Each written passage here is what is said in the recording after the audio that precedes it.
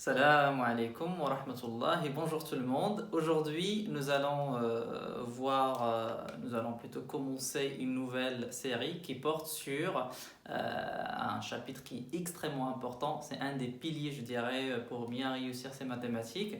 C'est les puissances. Si c'est la première fois que vous passez sur ma chaîne, déjà bienvenue et n'hésite pas à vous abonner à la chaîne et à liker mes vidéos. Voilà, pour que vous puissiez recevoir toutes les actualités concernant ma chaîne. N'hésitez pas aussi à partager avec votre entourage.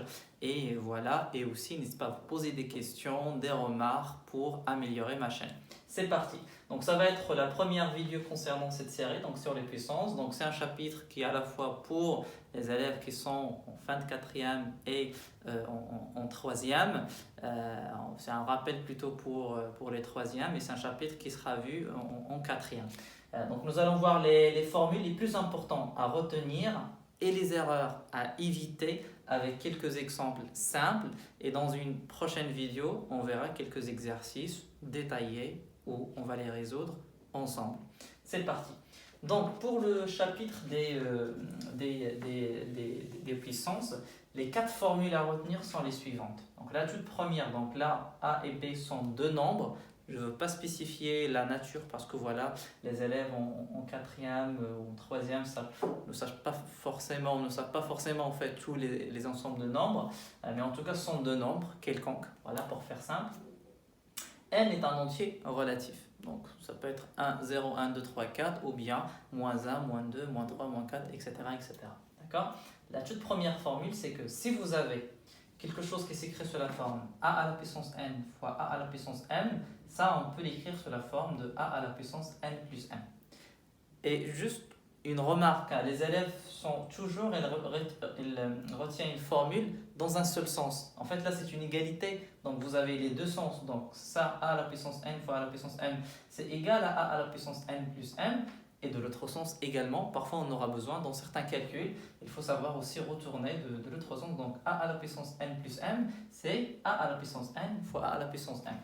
Alors là, le a, donc ici, donc là vous avez quoi? Donc vous avez a à la puissance n fois a à la puissance m égale a à la puissance n plus m.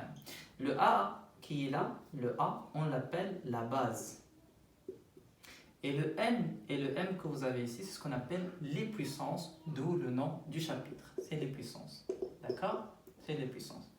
Donc là, il faut avoir la même base. C'est hyper important. Si vous avez la même base, avec un fois, c'est hyper important aussi, parce que parfois les élèves ils font des erreurs. D'ailleurs, ça fait partie des erreurs que je vais mentionner à la fin. Si vous avez la même base, avec un fois, à la puissance n, à la puissance m, donc vous pouvez garder une seule base, donc le a, et puis vous additionnez les puissances. Je vais vous faire pas une démonstration, mais c'est juste une manière de comprendre pourquoi est-ce que ça c'est égal à ça. Regardez avec moi. Alors déjà, il faut savoir qu'est-ce que c'est déjà a à la puissance n. Ça veut dire quoi a à la puissance n?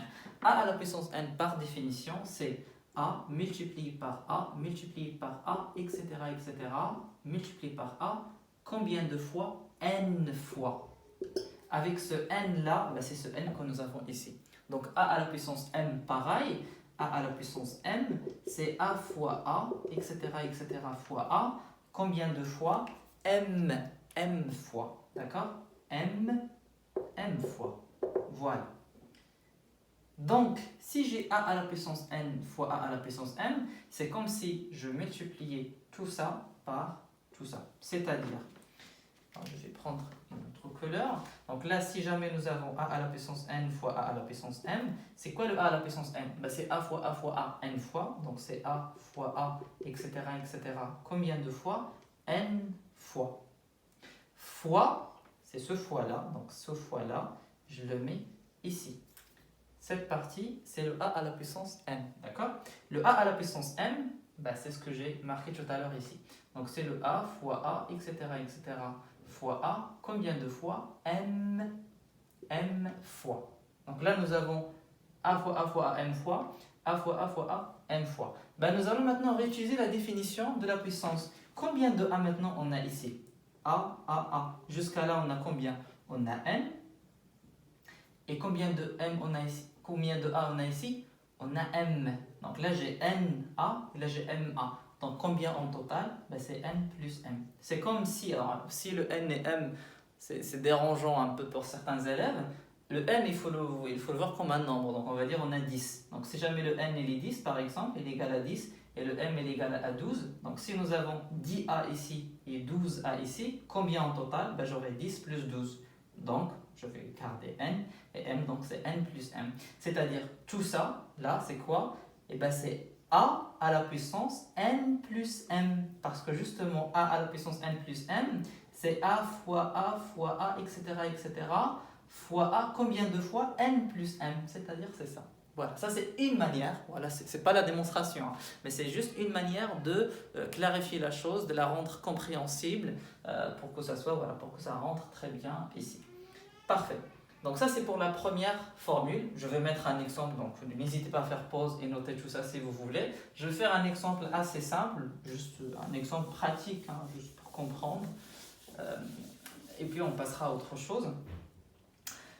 Donc là, si je par exemple 2 à la puissance 10 fois 2 à la puissance 2000. La première des choses à voir, est-ce que cet exemple, est-ce que c'est compatible avec cette règle? Oui, pourquoi? Parce que le 2 qu'on a là, il joue le rôle de A. Le 10 qu'on a ici, il joue le rôle de N. Et le 2000 qu'on a ici, il joue le rôle de N. D'accord? C'est-à-dire, je peux très bien appliquer. Qu'est-ce que je fais? C'est quoi la base? C'est 2, je la garde. Qu'est-ce que je fais avec les puissances? Je les additionne. Donc je fais 2000 plus 10, donc ça fait 2010. Je fais un autre exemple.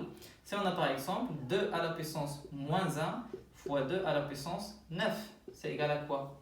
Pareil, j'ai la même base, c'est 2, je la garde, j'ai un fois, c'est très bien. Moins 1 plus 9, et moins 1 plus 9, ça fait 8, donc c'est 2 à la puissance 8. Très bien. Je vais maintenant mentionner l'erreur qui est courante, qui est commise d'ailleurs par pas mal d'élèves. C'est par exemple lorsque je leur dis, calculez-moi 2 à la puissance 10 fois, plus 2 à la puissance 3. Certains élèves écrivent directement, c'est 2 à la puissance 10 plus 3 qui est égal à 2 à la puissance 13. À votre avis, est-ce que c'est correct? Non, c'est pas correct. Donc ça, c'est normalement, c'est faux. Pourquoi? Parce qu'en fait, là, qu'est-ce que vous avez? Là, vous avez un plus. Qu'est-ce qu'on a dans la règle, nous? On a un fois. Donc ça ne marche pas. Donc là, en fait, il faut juste calculer ça tout seul. Calculer ça tout seul et après additionner. Mais on n'a pas le droit, en tout cas, de faire ça égal à 2 à la puissance 10 plus, là c'était 2. Donc c'est plutôt 12 ici. Voilà, donc ça c'est une des erreurs courantes, c'est que lorsque vous avez a à la puissance n plus a à la puissance m, ça c'est différent de a à la puissance n plus m, parce que justement là vous avez un plus et vous n'avez c'est pas un fois. Donc ça c'est une des choses à éviter. Très bien. Passons maintenant à la deuxième formule, on va essayer d'aller maintenant plus vite parce que je pense que vous avez bien compris le principe ici. Donc là si j'efface tout ça, n'hésitez pas à faire pause hein, pour écrire tout ça en parallèle. La deuxième, du coup, si vous avez a à la puissance n divisé par a à la puissance m, donc toujours vous avez la même base, une puissance, ce que vous pouvez faire, c'est que garder la même base, et puis vous faites n, et puis ce m là, vous le faites monter, mais vous changez son signe. Donc le m là, vous faites moins m, donc a à la puissance n moins m. On va faire un exemple. Donc si vous avez par exemple 11 à la puissance 5 divisé par 11 à la puissance 2, est-ce que ça s'applique? Oui, parce que le 11, il joue le rôle de A, et le 5 joue le rôle de N, le 2 joue le rôle de M. Donc ça fait 11 à la puissance 5, et puis je vais faire moins, et je fais moins 2. Donc ça fait 11 à la puissance 5 moins 2, ça fait 3. Très bien. Je fais un autre exemple. Si par exemple j'ai 13 à la puissance 2 divisé par 13 à la puissance moins 5, égale à quoi? Est-ce que ça s'applique? Oui.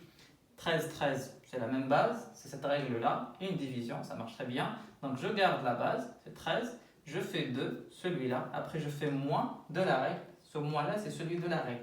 Après j'ai moins 5, donc là je vais écrire moins 5.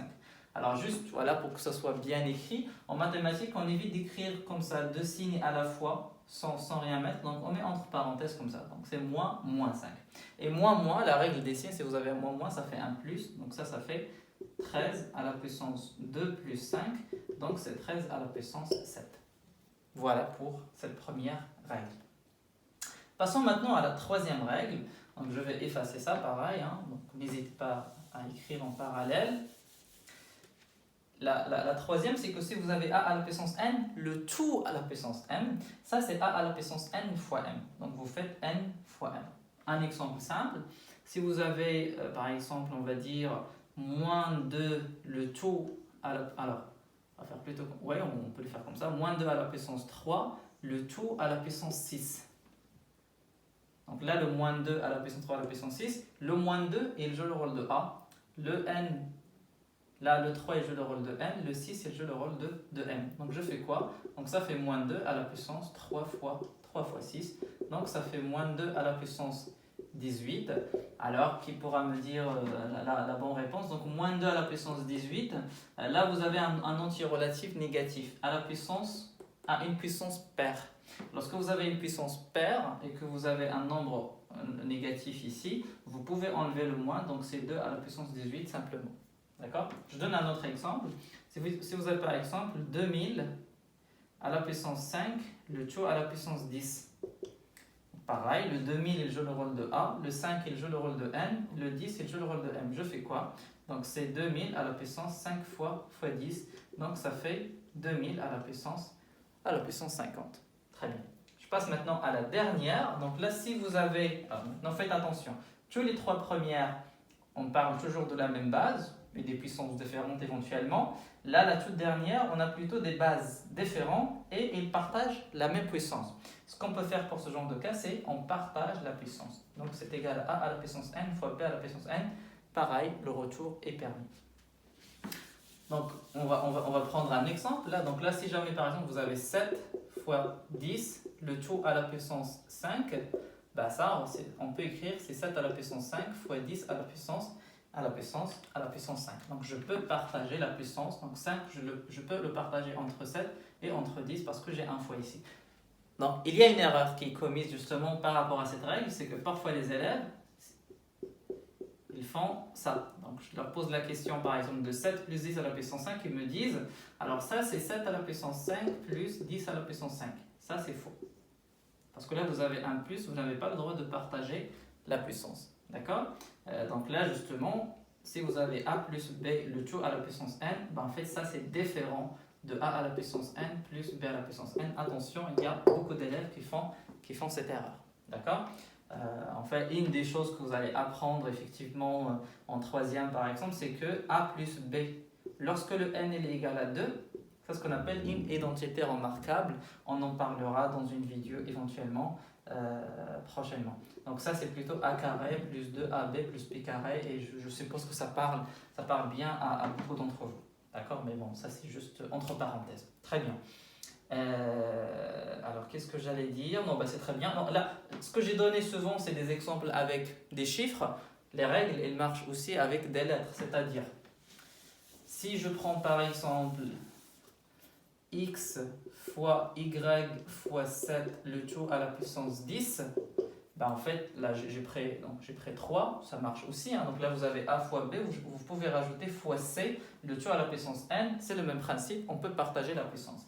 Donc là, c'est quoi? Donc là, j'ai fois, c'est très bien, donc c'est celle-là. Je peux partager maintenant le 10, 10 ici, 10 ici et 10 ici. Donc ça fait x à la puissance 10 fois y à la puissance 10 fois 7 à la puissance 10. Voilà, c'était une introduction déjà pour comprendre les formules de base pour les puissances. Et je vais publier prochainement la deuxième vidéo où on va essayer de regarder quelques exercices, voilà, allant du simple jusqu'au compliqué pour bien assimiler ce chapitre-là qui s'avère hyper important pour le calcul en mathématiques. Donc c'est hyper important de maîtriser ça parce que là je trouve qu'il y a des élèves qui sont en terminale malheureusement aujourd'hui, ils ont toujours des difficultés là-dessus et du coup c'est un vrai point de blocage pour avancer, pour comprendre les cours comme il faut. Voilà. Donc j'espère que c'est utile. N'hésitez pas à vous abonner à la chaîne pour que vous puissiez recevoir les actualités par rapport à ma chaîne. Ça m'aide aussi beaucoup à améliorer ma chaîne et la rendre plus efficace pour ceux qui me suivent. Et d'ici là, je vous dis à très bientôt et bon courage.